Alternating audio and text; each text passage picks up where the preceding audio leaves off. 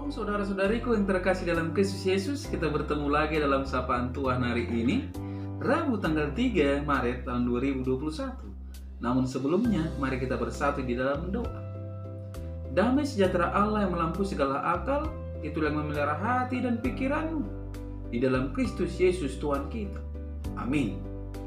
Saudara yang terkasih dalam Kristus Yesus, Sapaan Tuhan buat kita hari ini terangkat dari kitab 1 Petrus pasal yang pertama ayat yang ke-6. Demikian firman-Nya. Bergembiralah akan hal itu, sekalipun sekarang ini kamu seketika harus berduka cita oleh berbagai-bagai pencobaan. Sampai jatuh firman Tuhan.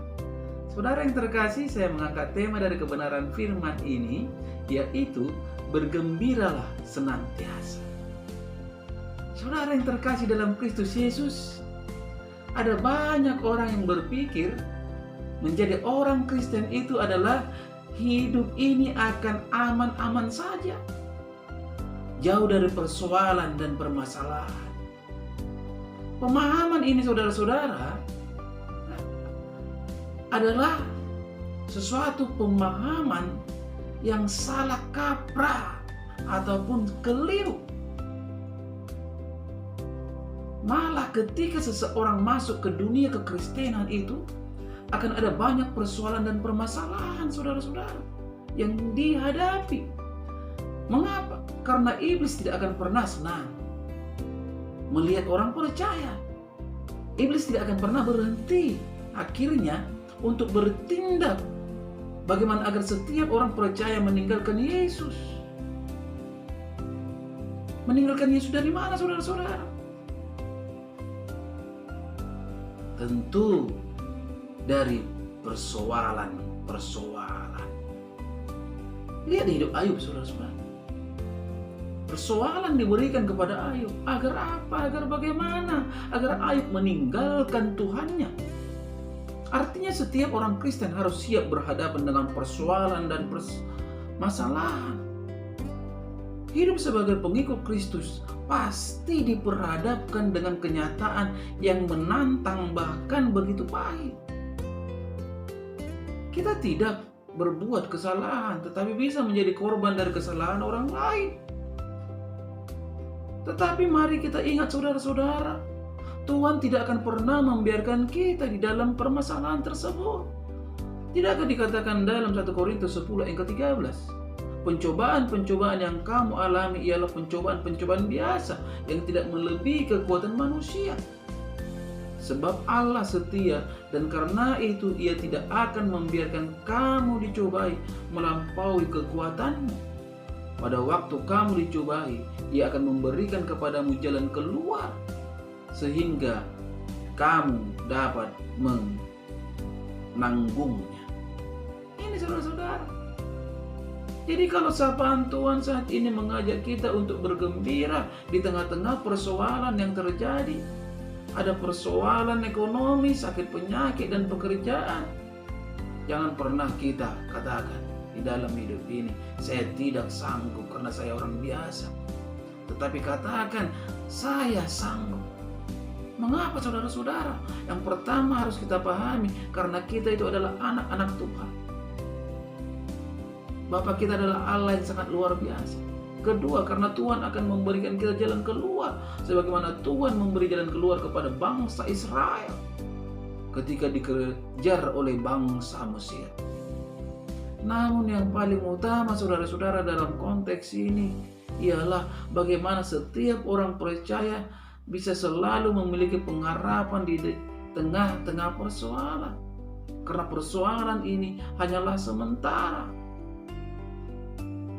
Apakah firman Tuhan tidak beralasan mengapa kita diajak untuk bergembira di tengah persoalan? Pasti beralasan saudara-saudara. Dalam Amsal 17 ayat ke-22 berkata, hati yang gembira adalah obat yang manjur, tetapi semangat yang patah mengeringkan tulang. Ternyata hati yang gembira dan pikiran yang ceria atau positif bisa menjadi obat yang mujarab dan menyembuhkan. Karena itulah saudara-saudara, Rasul Paulus juga menasihatkan jemaat di Filipi bersukacitalah senantiasa di dalam Tuhan. Sekali lagi kukatakan bersukacitalah. Itu tertulis dalam Filipi 4 ayat yang keempat. Mengapa kita harus bersukacita senantiasa?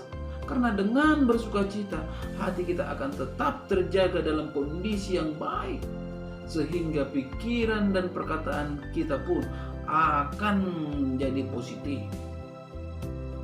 Sebaliknya, jika kita suntuk, sedih, dan stres, pasti apapun pekerjaan akan terasa berat untuk dikerjakan. Kita menjadi lemah dan tak berdaya. Mana yang kita harus pilih, saudara-saudara? Terus menggerutu dengan muka masam selama menghadapi masalah, atau menghadapi masalah dengan hati tetap gembira? Saya senang melihat saudara saya perempuan yang bernama Christine Cetamuna. Di dalam ia menghadapi sakit penyakit, ia selalu menunjukkan hati yang gembira. Setiap hari. Ini bisa menjadi khotbah yang hidup, saudara-saudara, inspirasi bagi banyak orang. Saya yakin tepat pada waktunya hambanya pasti disembuhkan. Melalui sapaan ini, mari belajar tetap bergembira di segala keadaan, sehingga orang di sekeliling kita juga terkena dampak positif. Belajarlah menikmati apapun yang sedang kita kerjakan dan alami, saudara-saudara. Berkat Tuhan, cepat dan lambat, akan menjadi milik kita. Mari bergembira bagaimanapun situasi yang terjadi. Amin. Kita berdoa. Terima kasih Bapa di surga untuk kebenaran dari firman-Mu yang telah berkumandang di pagi hari ini melalui media YouTube ini, Tuhan, yang mengajak kami untuk hidup bergembira. Bapa, mari Engkau menerangkan kebenaran firman-Mu ini dalam setiap hidup para pendengar dimanapun mereka berada, sehingga hidup mereka, Tuhan, semakin dipulihkan menjadi anak-anak Tuhan. Yang melaluinya Bapa, ketika mereka sakit, mereka akan beroleh kesembuhan. Ketika mereka lemah, mereka akan mendapatkan kekuatan. Ketika mereka berhadapan dengan persoalan, mereka akan mendapatkan jalan keluar. Karena memang tiada yang mustahil bagi Engkau, ya Tuhan Yesus. Pada kesempatan ini juga hamba berdoa untuk setiap jemaat yang telah Engkau percayakan kepada hamba-Mu. Untuk juga kepada istriku yang juga adalah hamba-Mu. Berkati rumah tangga mereka, Tuhan. Berkati pekerjaan dan usaha mereka. Berkati Tuhan Yesus anak-anak mereka yang belum bekerja, mari Engkau berikan pekerjaan. Yang masih sekolah, mari Engkau berikan kepintaran. Tuhan Yesus yang baik, pada saat ini juga hamba berdoa untuk saudara-saudariku yang jauh dari hamba-Mu, dimanapun mereka berada. Mari tangan-Mu yang penuh kuasa, Tuhan, menjamah mereka, sehingga ada kuasa mengalir dalam hidup mereka. Yang lemah akan dikuatkan, yang sakit akan disembuhkan, sebagaimana itu aku, Mama Ella. Mari berikan kuasa-Mu, Tuhan. Betul juga saudara-saudariku yang lainnya, inang mudaku, Tuhan, yang kurang sehat. Nyatakan kuasa. Ketika Tuhan bertindak, pasti segala sesuatu akan menjadi indah. Bapa di surga, hamba juga berdoa untuk istriku dan anak-anakku yang ada di Batam.